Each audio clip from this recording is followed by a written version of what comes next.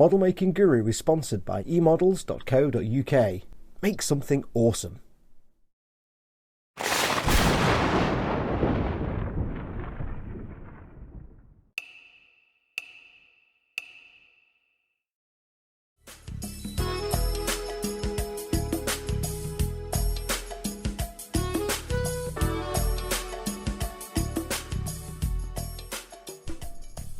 Hey everyone, it's Fox from modelmaking.guru here. Hello and welcome to another exciting episode of my build series where I'm building the DeAgostini Build Your Own X-Wing 1/18th scale X-Wing fighter. Yes. Now, bit of a change to the way things are going to go. In the past I've been doing episodes where I do 3 or 4 issues, but they go on a bit long, and I think I've now settled into the 5 issues every 5 weeks pattern because I've just got a box with 5 issues in. So what I'm going to do is I'm just going to change the videos now, so it's just each video just as one episode. Now some of them might be 5 minutes long, some of them might be 10 minutes long, 15 minutes, depending on what we've got to do, but it just means I'm not giving you all like hour-and-a-half long videos to watch. I'll give you little bite-sized ones. So from now on we're going to do 1 issue at a time, and this one we're going to do issue 17. So let's have a quick look at the magazine, see what we're going to be doing. First and foremost, it starts off with lots of background information. It's talking about the big X-Wing. This is the large 4-foot size X-Wing that was built and painted up for Return of the Jedi and then never actually used. They were kind of building it anyway, and they said they needed a bigger one, and they kind of said, well, we've got one, do you want to use that? Okay, so they built it, they painted it up, and it never got used. The scenes it was used for were taken out. But it's talking about the big model here and what went into building it. Now the interesting thing is, and you might not see this in these pictures, but in this magazine when you get to see these models close up, the thing you realise is that for a lot of studio models that are used in film and TV, not always, but a lot of the times, quality, you'd be quite shocked looking at some of the models how bad and how poor the paint jobs can sometimes be. You look at them on screen and you think, well, they're studio movie models, they cost hundreds of thousands of dollars, they must be amazing quality.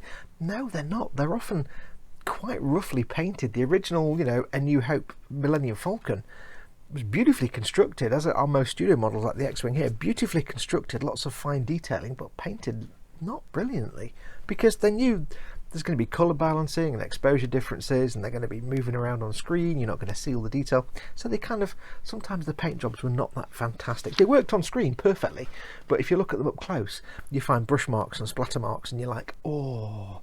So it is interesting to see some of the quality issues, like there's little paint splats there, and it describes the pilot in here as a lifelike articulated model of the pilot.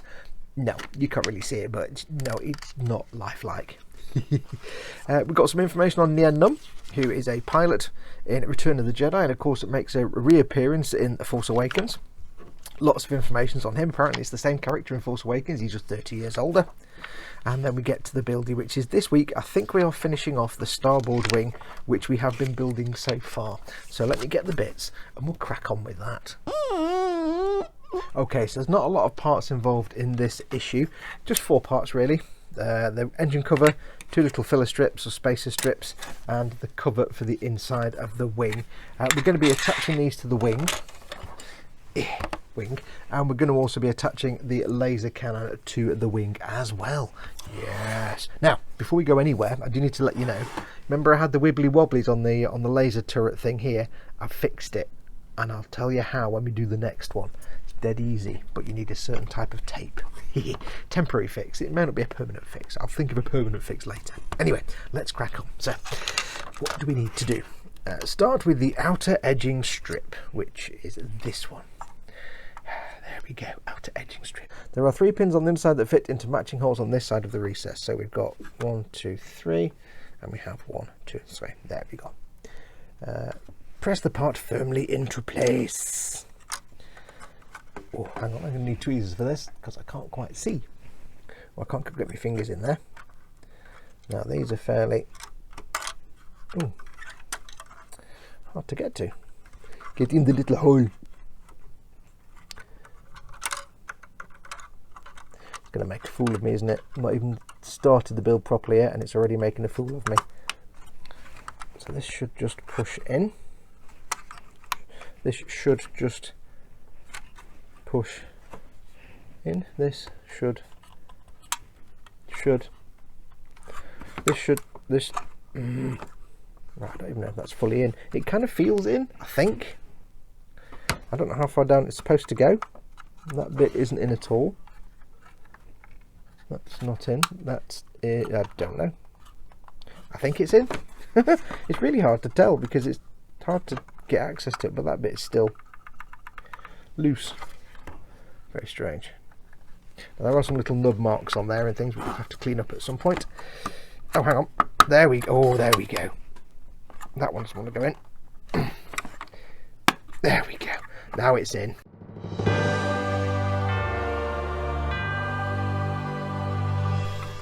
There she is. There she is. Right. A little bit of forceful pushing there. Now take the inner edging strip. Has it this way round. This also presses into 3 fixing holes. That way round. Square bit at the front. Tra-la-la-la-la. Now there is a wire in there, so be careful. There's a little notch here. Now it doesn't say anything, but I'm going to guess that this little notch here is to allow the wires that are here to go underneath it. It might do, I don't know. But I'm going to make that assumption. Of course, how you actually make sure the wires go under that little gap, I do. It's an even more difficult thing to answer. But let's just get this in, shall we? So it's quite tricky because you can't actually see where you're going. Ooh. Ooh. Let's do it on camera, dear. Apologies if that was all out of focus. Now, I've said this before and I'll say it again, I'm a painter, not a builder. So if you do watch me building stuff and I'm just making you cringe left, right and centre because I'm inept, then welcome to me making things how it works. Okay, this one seemed to go in a bit better. I'm assuming it's in. You can't see how far down it's pushed in, so I'm assuming that's in. We'll find out in a minute. Turn the page. Now it says, now take the engine cover. Now this is a bit that's given me a little bit of pause because if this, I need this to not be a massively tight fix. I need it to be able to be removable because once this goes on, I'm going to need to paint this engine part in here separate to this, so I will need to take all this apart again, so I'm kind of hoping that I can get this off at a future date. But what I might do for safety and security is take my nippers and just an old Band-Aid gumpler trick, just cut off a little 45-degree snip at the end of every peg. Now this isn't the end of the world because what this will do, because there's a slightly tinier surface area, it means the grip won't be quite as tight, so it won't be quite as tight a fit. But it does mean that if I need to get it off, which I will do, I'll be able to get it off again, hopefully. That bit is now in. So yes, what I'm going to have trouble doing later on is painting these parts if I'm airbrushing without painting these bits. It may well be that all I need to do is get the metallic bit painted and then mask that off and then get round it the other way. We'll figure it out when we get towards the painting part. Once this whole thing is built and finished, all the construction's done, there's no more magazines to come, then I'll start looking at how exactly we're going to paint it, how much we need to disassemble. This is why I'm not gluing anything really at the moment, majorly because there might be things I can glue in place now and things that I need to take apart later on, so we'll come back to that later. Let's have a look. Now take the completed laser cannon from stage 4, the battery box, the lower skin of the wing and 3 of the screws supplied. Yes, we also got 4 number 2 screws, so let me get my battery box. Sorry for the jump cut there, I couldn't find the battery pack. Right, anyway, now what we need to do is you need to take the laser cannon that we've made previously, stick it onto the wing, make sure the wing is this way around. This wire feeds through the hole here, like that, to see. And all we need to do is, hopefully this is on camera, is mount all these little holes and tabs into the relevant holes and tabs on the wing, like that. So that sits in place, the wire feeds through, turn that over. There we go. The wire feeds through. I'm going to rest it on the wing there, make sure this wire isn't trapped. And we need to secure it with 2 O2 screws. So let me just get 2 XW02 screws. They've stopped giving you extra screws again. Normally if you need 4 screws you get 5. Where's the holes? We have 1 at each end, so there's 1 here. I'll turn it this way so you can... Oh, so it can fall out. Hang on, hang on. There we go. Right, so get that back in again. Where is the holes? There we go. Right, I'm trying to do it so you can see what I'm doing without actually tripping over my own arm. Yes, normally they'll give you, like, if you need 5 screws, they'll give you 4. But the last couple of issues, they've just been like, if you need 5 screws, we'll give you 5 screws. Okay, this is not working very well. There we go. I know my arm is probably in the way. So I'm going to do this loosely at first, just to start the screw on. As with all things, if you're matching up a screw on either side of something, don't just jam the screws in willy-nilly and start banging them all in full whack. So they're both in loosely, so I'm going to tighten that one, tighten this one. Just finger tight. I don't want to overdo anything. I don't want to stress any plastic or anything like that. So that is in, the wire is set, the cannon is on. I'm just going to test it here. Yes, that's nice and rigid. Ooh, rigid, you say? Ooh, matron. Right, so that is on. I've got the laser cannon pointing at my chest. It says, right, plug the lead from step 13 into the socket on the wire located next to the hole in the wing. Okay, you need to take this out. Okay, so let me get my spudger, or my tweezers even. Take that out somehow, without actually breaking it. Oh, Fox, you jammed it in there too well, didn't you? There we go. So I need to plug that into there. Where's the hole? There we go. Make sure the pins are at the top or the bottom depending on which way you're looking, so make sure you get the pins lined up properly.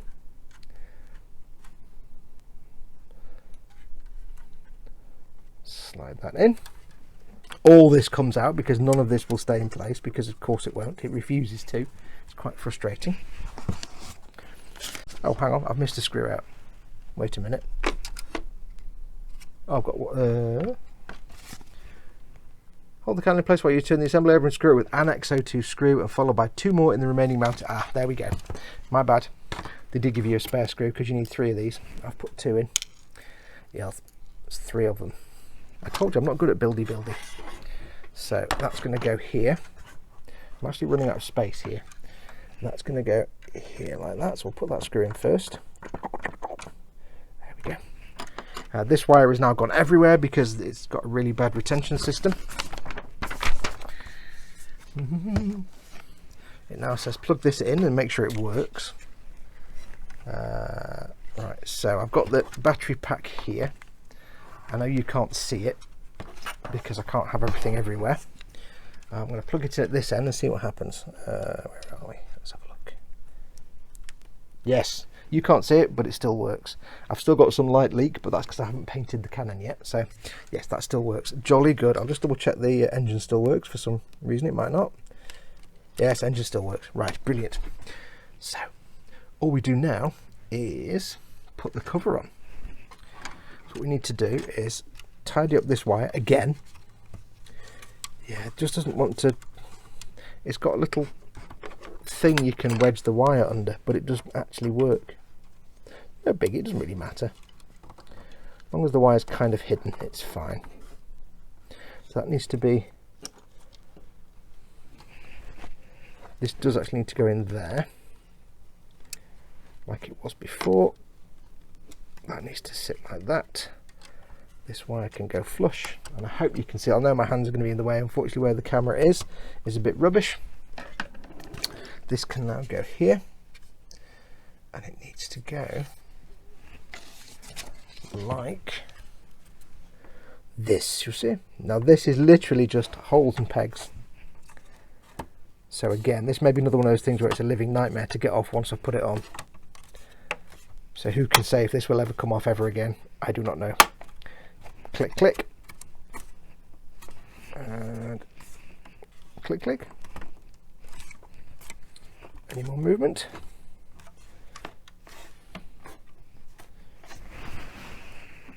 Not super flush. Not very flush at all. Let me see if I can unclick it and flush it back in again. I think the wire may be sticking up perhaps too much. Let me see if I can get this off. I'll adjust the wire in there and we'll get it flush. Back in a sec. Okay, that's that bit done. Sorry about the little break there. That's that bit done. I did get this off again and I did snap a peg. So my recommendation to you is don't try and take this panel off once it's on. It's all fit and flush. This bit is not quite as fit and flush, but there's no pegs at the end here locking it in place, so it's not ideal. However, before we get to painting it, I'm actually going to glue that down with ABS glue and lock it in place so it will be flush.